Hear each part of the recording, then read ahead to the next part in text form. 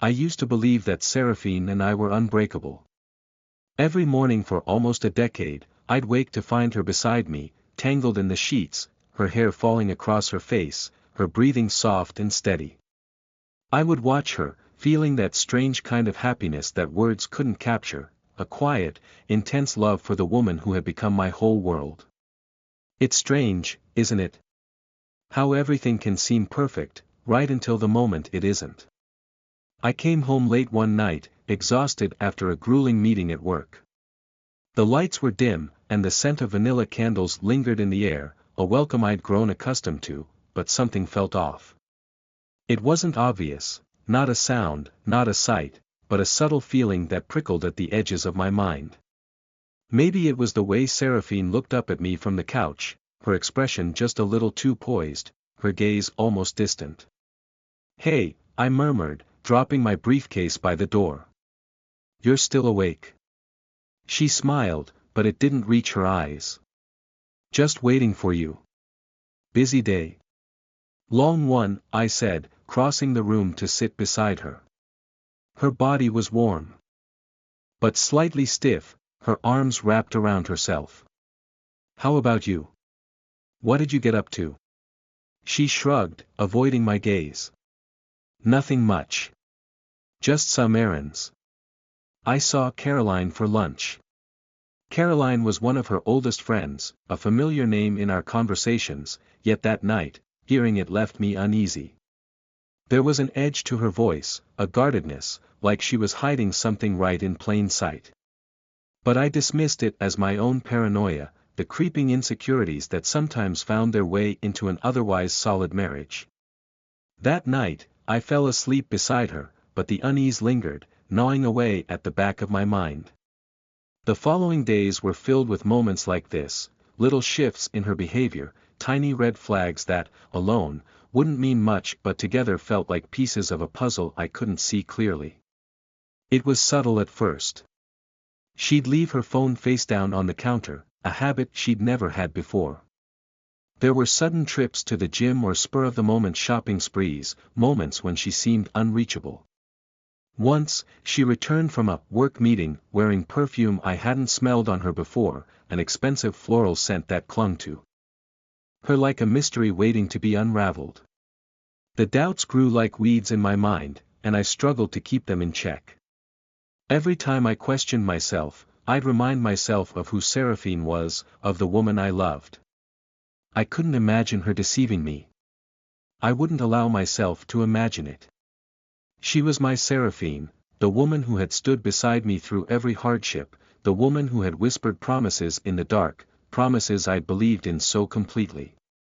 And yet, the signs continued to mount. One evening, she was late again. I called her phone, and it rang a few times before going to voicemail. I left a message, forcing myself to sound casual, though my voice felt strained, almost foreign.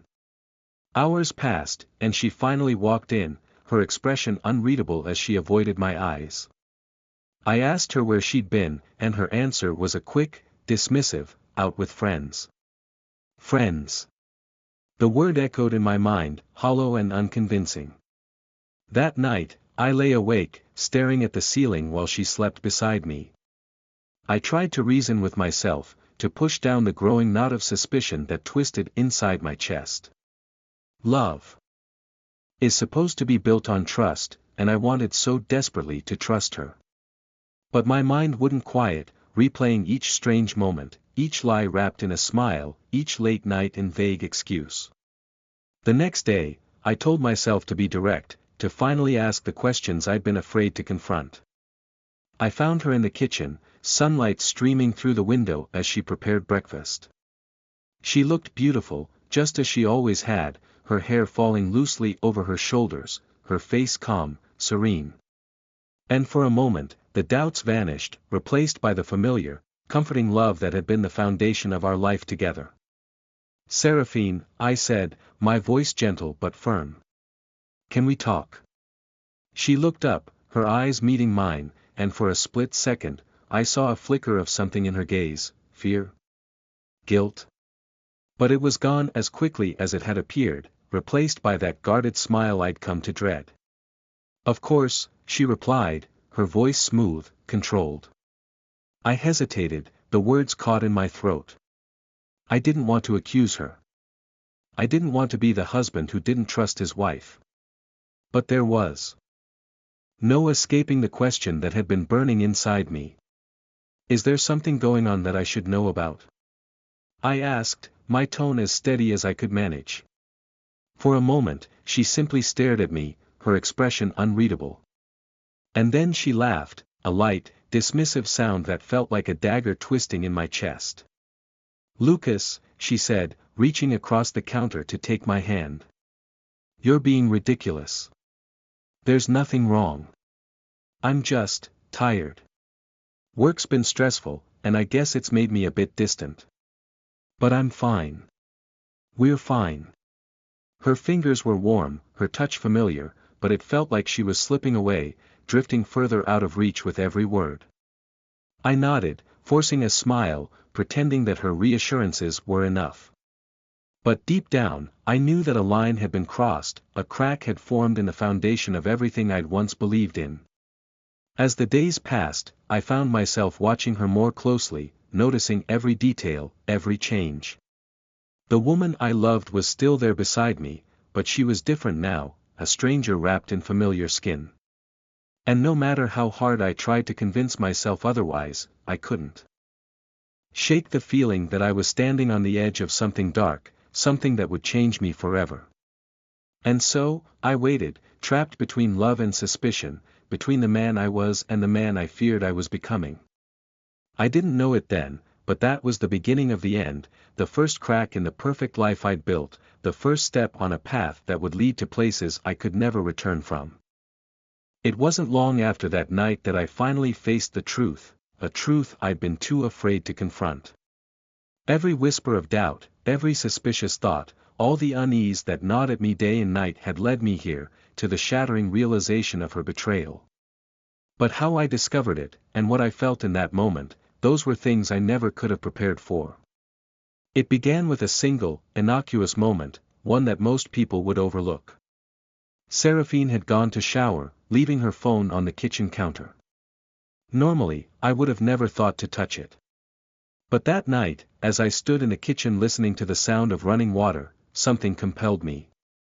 I reached out, fingers trembling, and unlocked the screen. There, at the top of her messages, was a thread with a name I didn't recognize, Malcolm Crane. I'd heard of Malcolm. He was known in business circles, especially among the wealthy, as an executive who lived a lavish lifestyle, charismatic, influential, and, as I would come to learn, disturbingly reckless with his charms. My hands shook as I read through their conversation, my heart pounding with each new message. Words that weren't meant for me, declarations and flirtations, intimate details that left no room for doubt. "Malcolm, can't wait to see you tonight. Same place. Seraphine, of course. I'll make sure Lucas doesn't suspect anything." My stomach twisted. She'd planned it all so carefully, using my trust as a shield to keep her secret safe. Every late night, every excuse, she'd been meeting him. Malcolm Crane, a man she hadn't even mentioned to me. Someone who had slid into her life without my knowledge and had taken everything I held dear. I felt the air around me go cold, the walls closing in. The betrayal was a tangible thing, pressing down on my chest, suffocating me. I wanted to confront her right then, to demand answers, to shout and break things and release the storm building inside me. But somehow, a calmness settled over me. A cold, eerie calm that I couldn't quite explain. I placed her phone back on the counter just as the shower turned off, then walked to the living room, my mind spinning with thoughts darker than I'd ever dared to entertain. When she came down the stairs a few minutes later, wrapped in a towel, her skin still glistening with moisture, I forced myself to look at her, to memorize every detail of the woman I thought I'd known. The way she looked at me with those familiar eyes, her smile soft and affectionate, made me sick. "Everything okay?" she asked, her voice casual, completely unaware that her world had just unraveled.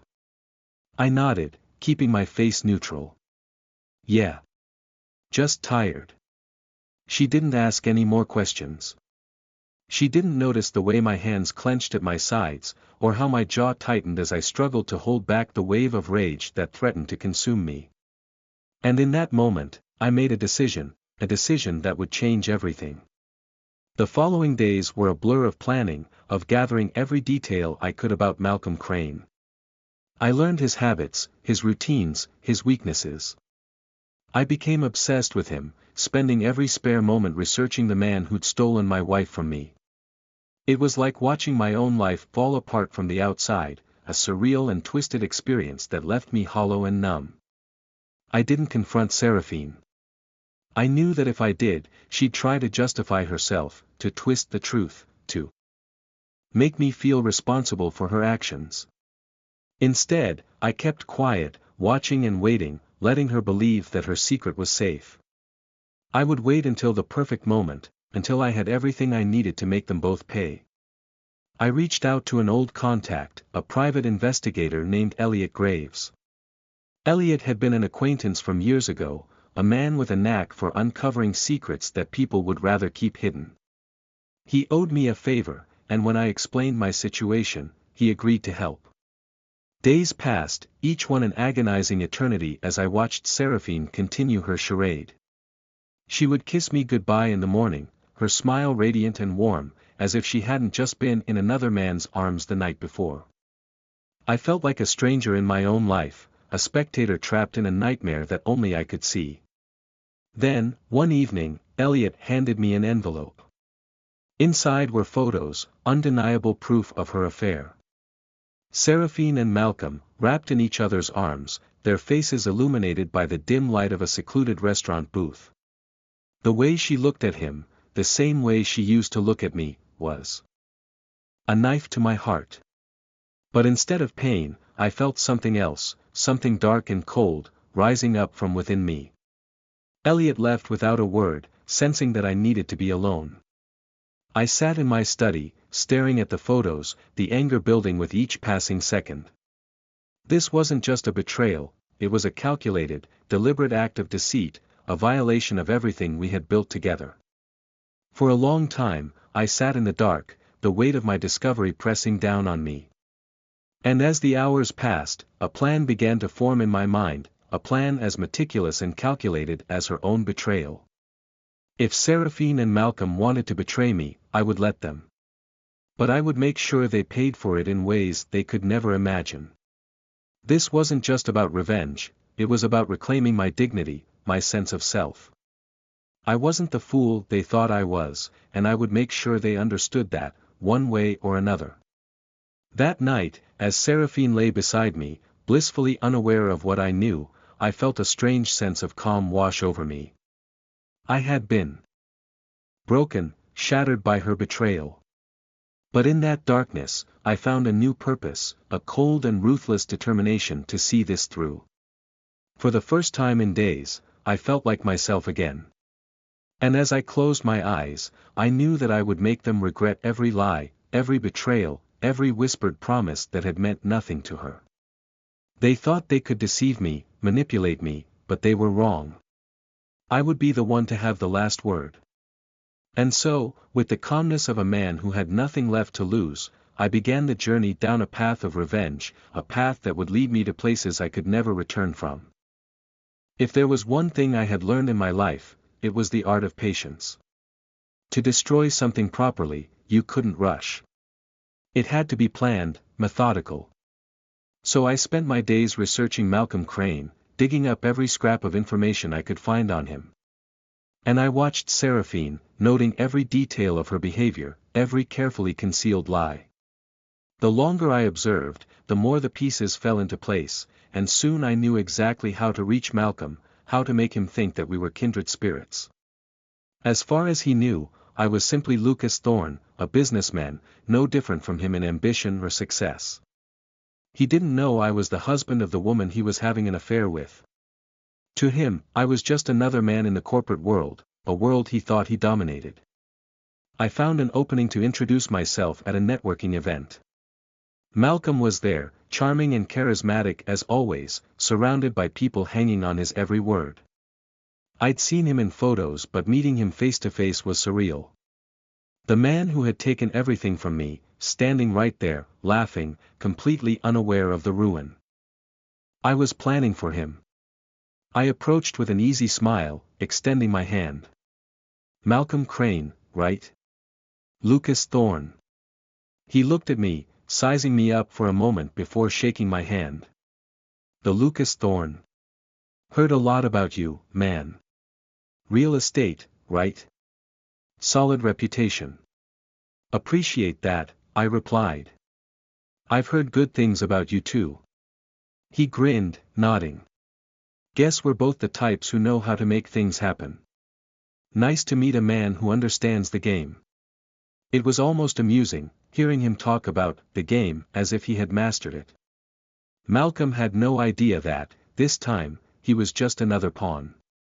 Over the next few weeks, I carefully positioned myself as a friend. I joined him at business lunches, attended the same events, even sat through insufferable nights out at exclusive bars and restaurants. Each meeting brought me closer, each conversation a small victory. Malcolm was cocky, overly confident, and absolutely convinced he was untouchable. He loved to brag, especially about his conquests, and he wasn't shy about discussing his flings. At times, he would allude to a married woman he was seeing, his tone filled with smug satisfaction. He didn't need to say her name, I knew he was talking about Seraphine. "Can you believe it?" he'd laugh, leaning back with a smirk. "She's practically worshipping me. Poor guy has no idea." I'd nod, forcing a tight smile, the rage simmering beneath my calm facade. If only he knew that poor guy was sitting across from him, memorizing every word. In private, I continued to gather evidence, building a case that would expose Malcolm's manipulation and lies. I connected with his business associates, subtly planting seeds of doubt about his ethics, his reliability. I befriended his assistant, slipping hints that Malcolm might be involved in some questionable activities. Every word, every action, was another thread in the web I was weaving around him, a trap he wouldn't see coming. But it wasn't enough to destroy his professional reputation. I wanted to hit him where it would hurt the most, his sense of invincibility, his ego. And to do that, I needed Seraphine's involvement.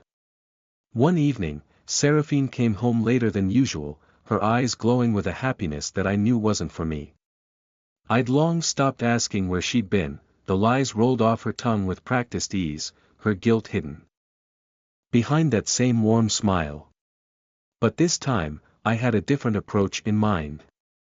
As she set her bag down and poured herself a glass of wine, I leaned against the kitchen counter, feigning casual curiosity. "You know," I said, swirling my own drink, "I met someone interesting recently. Malcolm Crane." The glass almost slipped from her fingers. She looked at me, eyes wide, frozen for a split second before forcing a laugh. "Really? That's surprising. I didn't know you'd run in the same circles." "Oh, it's a small world," I replied, holding her gaze. "We've hit it off pretty well, actually. He's an interesting guy." She looked down, trying to hide the panic in her expression. I could see her calculating, wondering what I knew, if I suspected anything. It was almost satisfying, watching her squirm, trying to cover up her lies. "Interesting is one way to put it," she muttered, sipping her wine and avoiding eye contact. I smiled, a thin, humorless smile. "Yeah.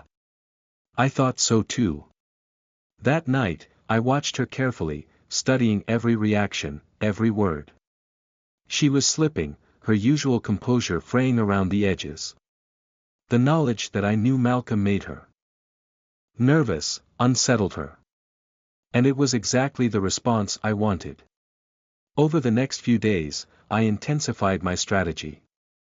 I let her know, subtly, that Malcolm and I were getting closer. I'd mention his name casually, bring up business meetings, even hint at future collaborations. Seraphine became increasingly tense, her guilt beginning to crack through the polished facade she had so carefully maintained. Then came the final piece of the puzzle, the moment I'd been waiting for. I arranged a private dinner meeting with Malcolm, under the pretense of discussing a lucrative real estate venture. He was eager, excited by the potential profits and the growing friendship he thought we had. Little did he know that I'd invited Seraphine as well, under the guise of surprising me. She walked into the restaurant, expecting to find me alone, only to freeze in her tracks at the sight of Malcolm seated across from me. Her face went pale, her eyes darting between us, the shock and horror evident. I looked up, pretending to be equally surprised. Seraphine. What a coincidence. Malcolm and I were just talking business. Malcolm's expression shifted from confusion to understanding, but too late. The realization dawned in his eyes, and he understood that the game he thought he controlled was slipping from his grasp. The smirk was gone, replaced by a strained smile as he scrambled for words. Seraphine stammered, her voice shaking. I didn't know. I didn't expect. Isn't it funny, I said, my tone icy, how small the world can be. I savored the moment, the silence that fell over the table, the dawning horror in their eyes as they realized that their secrets weren't secrets at all. Seraphine tried to speak, but her words died in her throat, and Malcolm simply stared at me, his expression a mixture of disbelief and anger. I stood up, looking down at them both, the people who had betrayed me, lied to me, and underestimated me. For the first time, I felt free, free from the love I'd once had, free from the pain they'd caused. I no longer felt bound to either of them. They were strangers, people who had meant everything to me once but now held no power over me. I leaned in, keeping my voice low and cold. Enjoy each other's company while you can. Because this is only the beginning. And with that, I walked away, leaving them to their guilt, their shame, and the consequences of their actions. They thought they could break me, but I'd only begun to show them how wrong they were. The final phase of my plan was already set in motion, and by the time I was done, they would both know the cost of betrayal. The next morning, I woke to a house filled with silence, an emptiness that should have felt cold but instead felt oddly peaceful. The chaos and betrayal that had haunted me for months were no longer hanging over my head, no longer gnawing at my thoughts.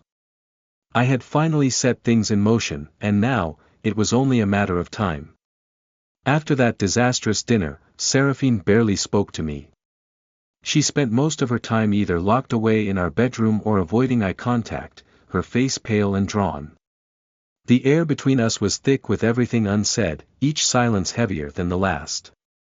But I felt no urge to break it. She had made her choices, and now, she would live with them. My plan for Malcolm, however, was far from over. I started with his business. Through Elliot, I had obtained details of Malcolm's more questionable deals, dubious investments, tax evasions, and even backdoor dealings with shady investors. His business empire was a tower built on fragile foundations, and I had everything I needed to make it crumble.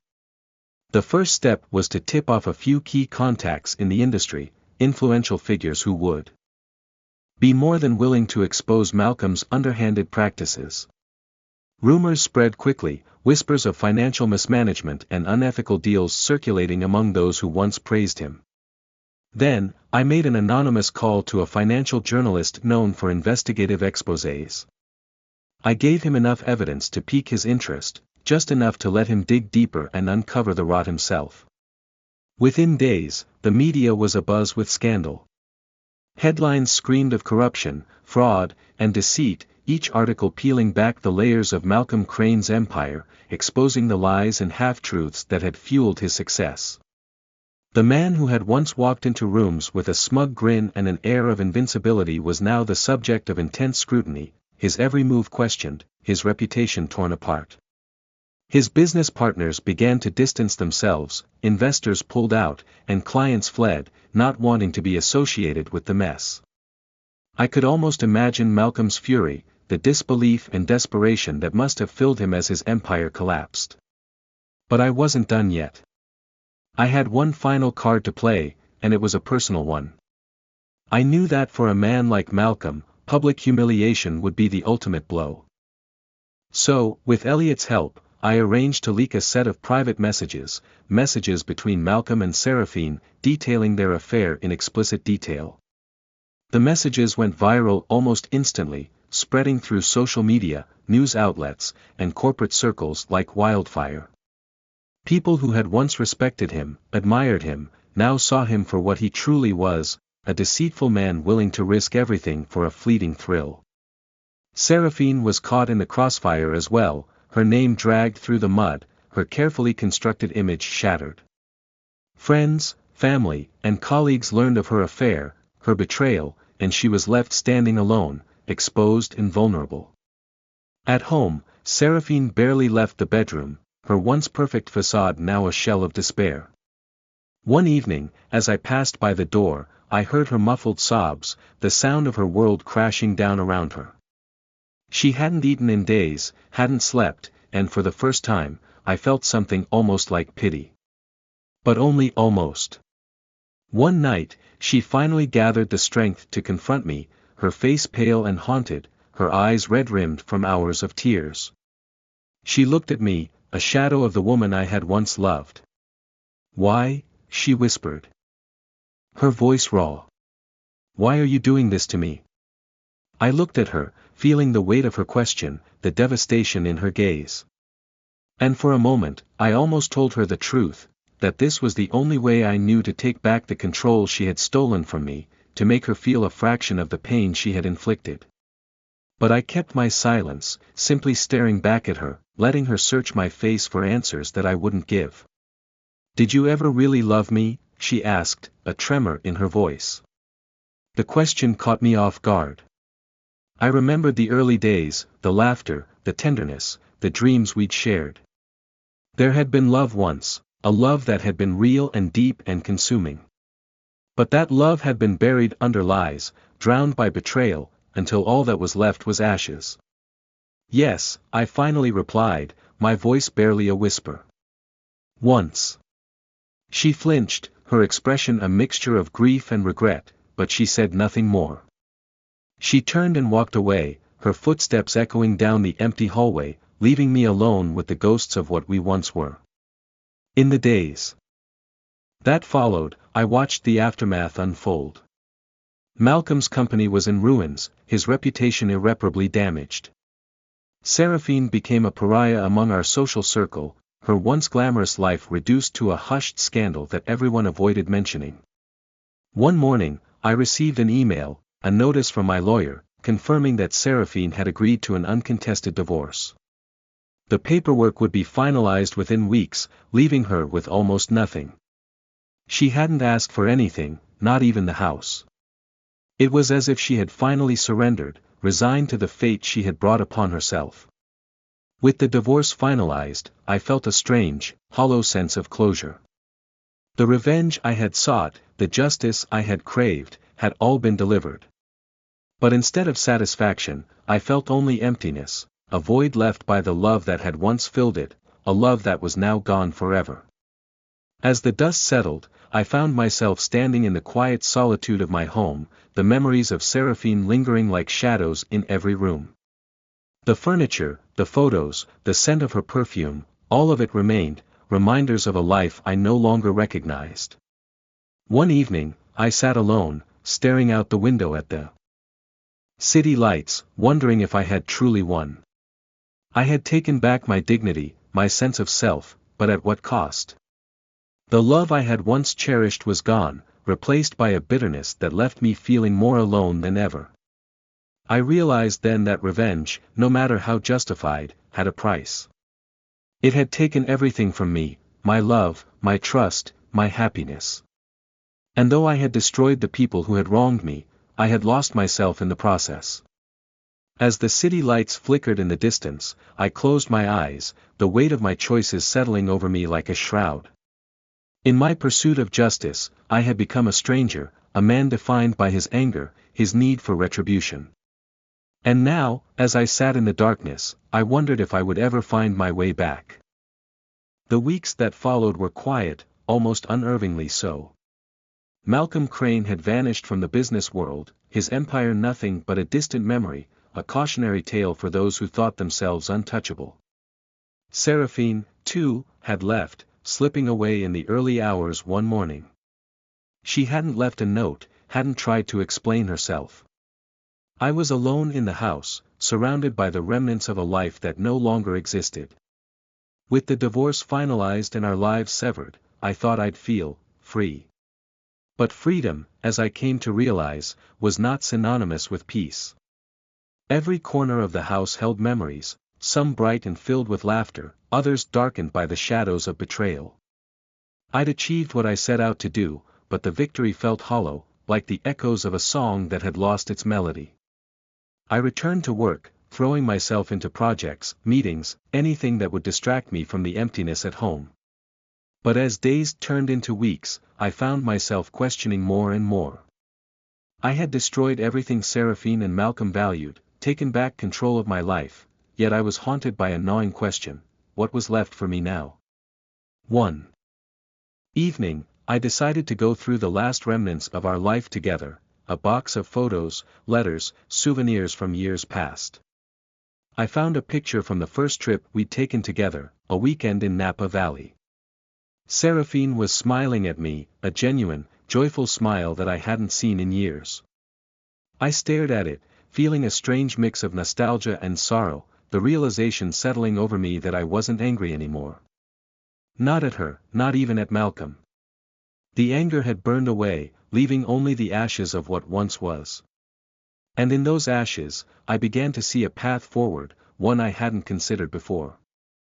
I needed to let go, not just of her, but of the resentment and bitterness that had defined me for so long.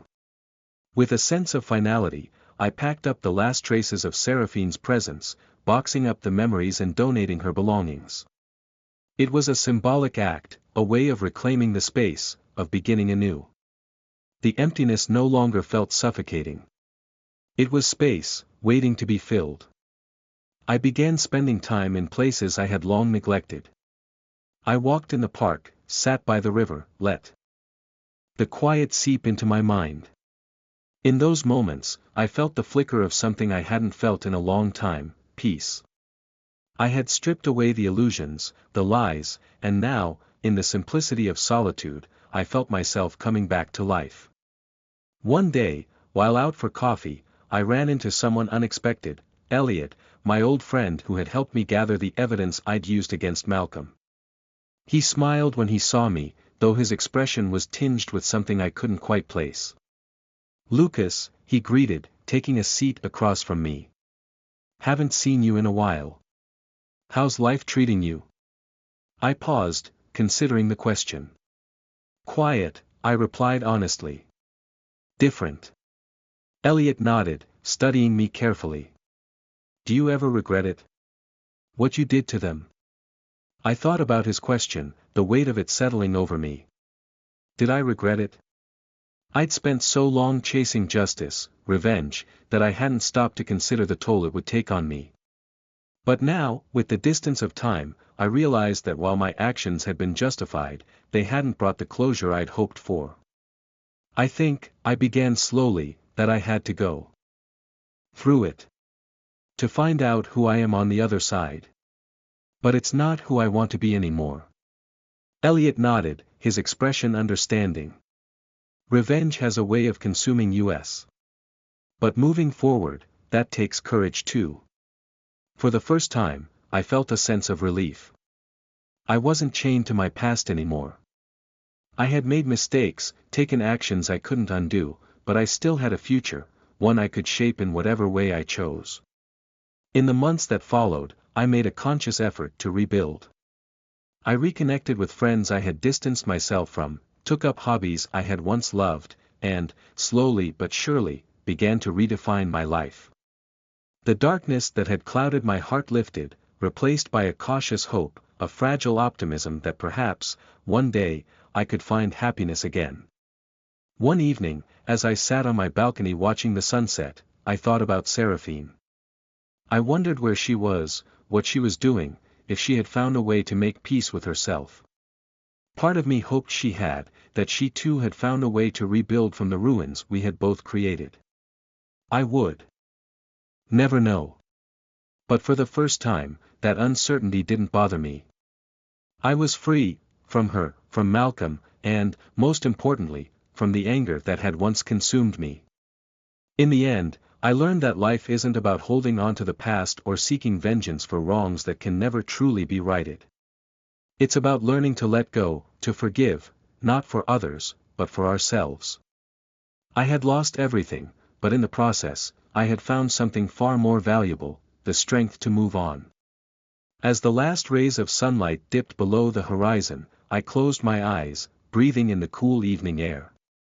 The future stretched before me, unknown and uncertain, but for the first time in a long time, I welcomed it.